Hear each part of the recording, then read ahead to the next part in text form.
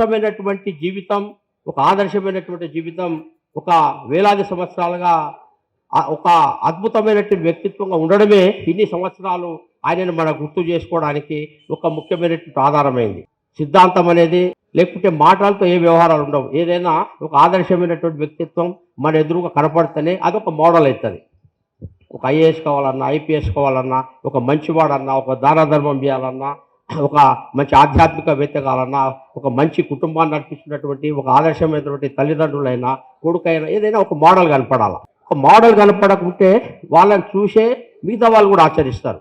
ఇన్ని వేల సంవత్సరాల నుంచి ఈ సమాజం అతనికి గుర్తుపెట్టుకోవడానికి ఒక ఒక పరిణతి కలిగినటువంటి ఒక ప్రవర్తన ఏదైతే ఉందో అదే ఇన్ని సంవత్సరాల నుంచి అది కారణమైంది. ఇంకా ఆదర్శ పురుషుడి కిందనే మనకు ఇన్ని వేలాది సంవత్సరాలైనా ఇంకెన్ని సంవత్సరాలైనా శ్రీరాముడు అనేది ఒక ఆదర్శం కింద ఉన్నాడు. ఒక్కసారి మనం ఊహిద్దాం, ఒక 5-6 వేల సంవత్సరాల క్రితం సమాజం ఎట్లుండేది, నాగరికత ఎట్లుండేది, కమ్యూనికేషన్స్ ఎట్లుండేది, ట్రాన్స్పోర్ట్ సిస్టమ్ ఎట్లుండే, ఇవన్నీ కనుక మనం ఊహిస్తే ఆధునికమైనటువంటి ఈరోజు భారతానికి ఒక 5-6 వేల సంవత్సరాల క్రితం సమాజం ఎలా ఉండే అనే దానికి ఒక్కసారి మనం ఊహించవచ్చు. అప్పుడు అత్యవంతమైనటువంటి ఆదర్శవంతమైనటువంటి ఒక వ్యక్తిగా ఆయన జీవించిన విధానం ఏదైతే ఉందో అది ఈ హిందూ నాగరికతకు కానీ ఈ భారతదేశానికి కానీ ఒక మోడల్ సుదీర్ఘ సంవత్సరాల నుంచి అది కంటిన్యూ అయితే వచ్చింది. రాముని కంటే ముందు వేదాలు ఉన్నాయి. రాముని కంటే ముందు అనేక మంది మునులు మహర్షులు. రాముని కంటే ముందు అనేక మంది పౌరులు కూడా ఉన్నారు, కుటుంబాలు కూడా ఉన్నాయి, మనుషులు కూడా ఉన్నారు. అయితే ఆయన యొక్క వ్యక్తిత్వం ఏదైతుందో, ఆచరణాత్మకమైనటువంటి ఆయన జీవితం ఏదైతుందో అది భారతదేశానికి, భారతీయ పరంపరకు, హిందుత్వానికి, హిందూ జీవన విధానానికి ఒక మోడల్ అయింది. అక్కడి నుంచి మనము భారతీయ నాగరికత, ఇండియన్ సివిలైజేషన్ ఏదైతే ఉందో, మన దేశం యొక్క నాగరికత అయితే ఉందో, రాముడు ఒక సెంటర్గా ఉన్నటువంటి ఆదర్శమైన వ్యక్తిత్వం కింద ఇగో మనిషి అంటే ఇలా ఉండాలి, జీవితం అంటే ఇలా ఉండాలి, వ్యవహారం అంటే ఇట్లా ఉండాలని చెప్పి అట్లా ఆయన తీసుకుంటూ వచ్చాడు. ఒక సామాన్యమైన వ్యక్తి కూడా ఒక దేవుడు కాగలుగుతాడు అనేది ఆయన జీవితం నిరూపించింది. కాబట్టి ఒక పరిణతి కలిగినటువంటి సామాజిక వ్యవస్థ, ఎందుకంటే అందరం కలిసిమెలిసి బతుకుతూనే సమాజం, దేశం, ప్రపంచం అవుతుంది. కాబట్టి మనిషి యొక్క వ్యవహారంలో డూస్ అండ్ డోంట్స్ ఎట్లుండాలి, ఎట్లుండకూడదు అన్న దానికి ఒక ధర్మబద్ధమైన జీవితంలో ఒక పదం ఏదైతే ఉపయోగించిందో దానికి ఒక మోడల్, అందరికీ ఒక మోడల్ శ్రీరాముని యొక్క జీవితం. అందుకోసమే మునులు మహర్షులు దాని కథల కింద, ఒక సంగీతం కింద, ఒక పాటల కింద, ఒక భజన కింద ఆ జీవితాన్ని ఇగో ఇన్ని సంవత్సరాలు కంటిన్యూస్గా తీసుకొస్తూనే వస్తున్నారు. ఈరోజు ఒక 500 సంవత్సరాల క్రితం చివరిసారి రాముని యొక్క గుడిని బాబరు కూలగొట్టాడు. మీర్ బాఖీ అని చెప్పి బాబర్ యొక్క సైన్యాధ్యక్షుడు ఎవరైతే ఉన్నారో ఒక 500 years బ్యాక్ దాన్ని కూలగొట్టిన తర్వాత ఆ రోజు నుంచి ఈ రోజు వరకు మళ్ళీ పోరాటాలు జరుగుతూనే ఉన్నాయి. మరొకసారి రామ జన్మభూమిని, రాముడు పుట్టినటువంటి ప్లేస్లో ఒక అద్భుతమైనటువంటి మంచి మందిరాన్ని కట్టుకోవాలని 500 years నుంచి ఈ పోరాటం జరుగుతూనే ఉన్నది. మనకు తెలుసు 500 సంవత్సరాల క్రితం ముస్లిం రాజులు పరిపాలించిళ్ళు, ఆ తర్వాత బ్రిటిష్ వాళ్ళు వచ్చిళ్ళు, ఆ తర్వాత మళ్ళీ భారతదేశానికి 1947లో స్వతంత్రం వచ్చింది. స్వతంత్రం వచ్చి కూడా దాదాపు 76-77 సంవత్సరాలు అయిపోయింది. 500 సంవత్సరాల తర్వాత హిందూ సమాజం మళ్ళీ గ్రామంలో రాముని పూజలు చేసి, గ్రామం నుంచి కూడా ఇటుకలు పంపించి, గ్రామం నుంచి కూడా ₹1.25 మనము దానం కింద ప్రతి గ్రామం నుంచి మనం పంపించి ఒక చాలా పెద్ద ఉద్యమాలు చేసి చాలా రకాల సంఘర్షణ జరిగింది. చివరికి మళ్ళీ అనేకసార్లు కూలగొట్టబడింది. మళ్ళీ మనం ఈరోజు 2024 సంవత్సరం జనవరి 22వ తేదీన ఒక అద్భుతమైనటువంటి ముహూర్తం వచ్చింది. ఈరోజు ప్రధానమంత్రి అంటే మన అందరికీ ప్రతినిధి ప్రధానమంత్రి చేతుల్లో స్వయంగా ఈరోజు ఆ యొక్క పురప్రారంభం, ఆ యొక్క గుడి కాబోతున్నది. కాబట్టి ఇది హిందువులందరికీ, భారతీయులందరికీ ఒక చిరకాలమైనటువంటి కోరిక. ఆ కోరిక మనకు ఈరోజు తీరడం అనేది చాలా ఆనందదాయకం. చిత్రా లేఅవుట్ సంబంధించిన కుటుంబ సభ్యులందరం కూడా ఉత్సాహంగా పూజ చేసుకొని ఆ లైవ్ చూసి ఒక కుటుంబం మాదిరిగా మనకున్నటువంటి 36 అపార్ట్మెంట్స్ అందరం కలిసి ఈ కార్యక్రమాన్ని ఇలా వీక్షించడం మీద నిజంగా చాలా ఆనందదాయకమైన అంశం. మనకందరికీ తెలుసు, కరసేవ 3 సార్లు జరిగింది.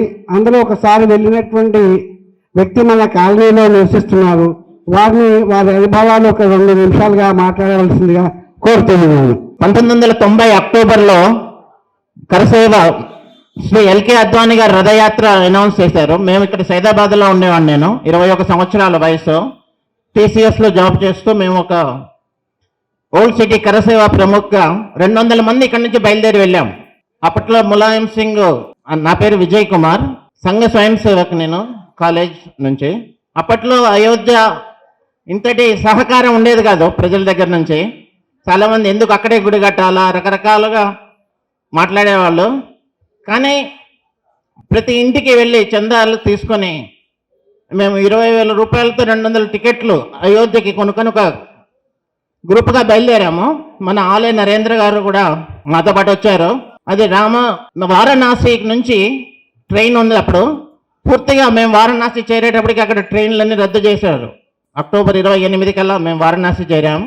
ఇంకా అక్కడి నుంచి ఇంకొక ట్రైన్లో వెళ్తే పోలీసులు చాలామందిని అరెస్ట్ చేశారు. మిర్జాపూర్ జైల్లో మా స్నేహితులందరినీ కూడా బంధించారు. కొద్దిమంది మాత్రం ఇంకా సంకల్పం ఆ రోజు చేరాల్సిందే అని. ఆ రోజు ముఖ్యమంత్రి ఏమన్నాడంటే, ఒక పౌరాన్ని కూడా, ఒక పక్షిని కూడా నేను చేరనివ్వను అయోధ్యకి అని తీవ్రంగా పోలీసులు ఎక్కడ కనపడితే అక్కడ అరెస్ట్ చేయటం.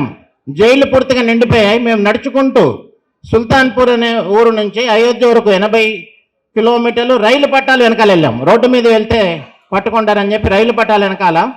దారిలో గ్రామ ప్రజలు ప్రతి ఒక్కళ్ళు కూడా ఆదరించేవాళ్ళు.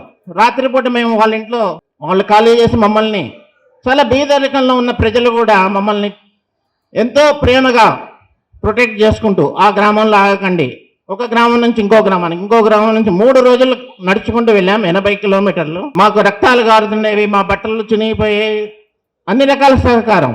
సుల్తాన్పూర్లో ఎవరికి అనుమానం రాకుండా ఒక సర్దార్జీ ఫ్యామిలీ మమ్మల్ని అందరినీ రక్షణ ఇచ్చారు. మాకు పోలీసులు దొరకకుండా. స్వాతంత్రం తర్వాత జరిగిన మేజర్ మూవ్మెంట్ ఇది. ఈ త్యాగాలు మనం మర్చిపోకూడదు. ఎంతో మంది బలిదానం చేశారు. శ్రీ ఎల్కే అద్వానీ గారి త్యాగం, చనిపోయిన కరసేవకుల త్యాగం గుర్తుపెట్టుకుని ఈరోజు మనం నూతన స్వాతంత్ర దినోత్సవంగా జరుపుకుందాం. జై హనుమాన్, జై శ్రీరామ్. జై శ్రీరామ్. ఈరోజు ఎంతో శుభదినం. చిత్రాలయ కాలనీలో అందరూ సంఘటితంగా కలిసి ఈ రామ జన్మభూమి రాముని యొక్క దివ్య విగ్రహ ఆవిష్కరణ లైవ్ గా చూడగలిగాము. ఎంతో సంతోషమైంది, పులకించిపోయాము. నిజంగా ఇది ఒక చాలా శుభదినం, దేశానికి సుభిక్షమయ్యే దినము. ఇట్లాంటిది సర్వజన సుఖినభవంతని మన మోడీ గారు కానీ మిగతా వాళ్ళందరూ కూడా చెప్పడం జరిగింది. సుఖ సంతోషాలు ఉంటారని, అందరికీ మంచి ఆశలు దొరకాలని ఇక్కడికి సహకరించిన వాళ్ళందరికీ కూడా కృతజ్ఞతలు తెలియజేస్తున్నాం. చిత్రాలేఅవుట్ అసోసియేషన్ భవన్లో ఈరోజు చిత్రాలేఅవుట్ కాలనీ వాసులందరూ కలిసి ఎంతో స్నేహపూర్వకంగా ఈ రోజు అయోధ్యలో జరిగినటువంటి రామ్లలా యొక్క ప్రాణ ప్రతిష్ఠ కార్యక్రమంని లైవ్ చూడడం జరిగింది. ఆ కార్యక్రమంలో అందరూ పాల్గొన్నారు. ఇక్కడ కాలనీ వాసులందరూ కూడా ఉదయం 9 గంటల నుంచి ఇక్కడ రాముల విగ్రహాలకి అభిషేకము, తర్వాత అష్టోత్తర పూజ, తర్వాత షోడశోపచార పూజ ఇవన్నీ కూడా జరిగినాయి. తదనంతరము అయోధ్య నుంచి వచ్చేటటువంటి ప్రత్యక్ష ప్రసారము లైవ్ను ఇక్కడ ఉన్నటువంటి నగర వాసులందరూ కూడా కలిసి కమ్యూనిటీ హాల్లో పెద్ద స్క్రీన్ ఏర్పాటు చేసి దాన్ని తిలగించడం జరిగింది. అనంతరము అందరూ భక్తులందరూ కూడా ఇక్కడ చేరి రాముడి యొక్క అన్నప్రసాదాన్ని స్వీకరించారు. తదనంతరము ఈరోజు సాయంత్రము 6 గంటలకి ఇక్కడ అందరూ వస్తారు. అందరు ఇక్కడికి వచ్చిన తర్వాత 6:30, 7 గంటలకి ఇక్కడ నుంచి నగర సంకీర్తన ఈ చిత్రాలేఅవుట్ కాలనీలో జరుగుతుంది. అందరూ సహకరించగలరని ఈ కాలనీ తరఫున కోరుతూ ఉన్నాను. జై శ్రీరామ్. జై శ్రీరామ్. నిజంగా కన్నుల పండుగగా ఉంది. ఈ యొక్క కార్యక్రమానికి వచ్చేసిన మన యొక్క జనరేషన్ లో ఈ యొక్క కార్యక్రమం జరగడం అనేది అపూర్వ ఘట్టము, ఆనందోత్సవము అన్నీ కూడా కలిమెలిసి ఉన్నవి. అందరూ కాలనీ వాళ్ళందరూ కూడా, అందరూ ప్రజానికం అందరూ కూడా ఒక్కమ్మడిగా జై శ్రీరామ్ నినాదాలతో మారుమ్రోగుతూ ఆ దివ్య స్వరూపుడు బాలస్వరూపుడు యొక్క ప్రతిష్టాపన ఆ లైవ్ టెలికాస్ట్ జరగడం జరిగింది. చాలా సంతోషం, చాలా ఆనందకరం, చాలా సంతోషం. జై శ్రీరామ్ అండి. ముందుగా అందరికీ, హిందూ బంధువులందరికీ జై శ్రీరామ్. ఈరోజు 500 సంవత్సరాల తర్వాత శ్రీ అయోధ్యలో బాలరాముని యొక్క పునఃప్రాణ ప్రతిష్ట కార్యక్రమం జరుగుతున్నందుకు దేశవ్యాప్తంగా హిందూయిజం అనేది జై శ్రీరామ్ నినాదాలతో మారుమోగిపోతుందండి. ఇది చాలా ఆనందకర విషయం. ఈ జనరేషన్లో మనకు ఈ అపూర్వమైన ఈ యొక్క అదృష్టం దక్కినందుకు చాలా సంతోషిస్తున్నామండి. అందరూ కూడా మీరు సాయంత్రం 6 గంటలకు ఇంట్లో అందరూ 5 దీపాలు వెలిగించి, మినిమం 5, ఇంకా వీలైతే ఇంకా ఎక్కువగా దీపాలు వెలిగించేసి రామ సంకీర్తనలు చేసిన తర్వాత ఇక్కడ 6 గంటలకు స్వామివారి సాయంత్రం ఊరేగింపు ఉంది. ఇక్కడ ఆ ఊరేగింపులో అందరం పాల్గొని ఆనందంగా ఆ రాముల వారి యొక్క ఈ పండుగ వాతావరణం దీపావళి లాగా చేసుకుందామండి.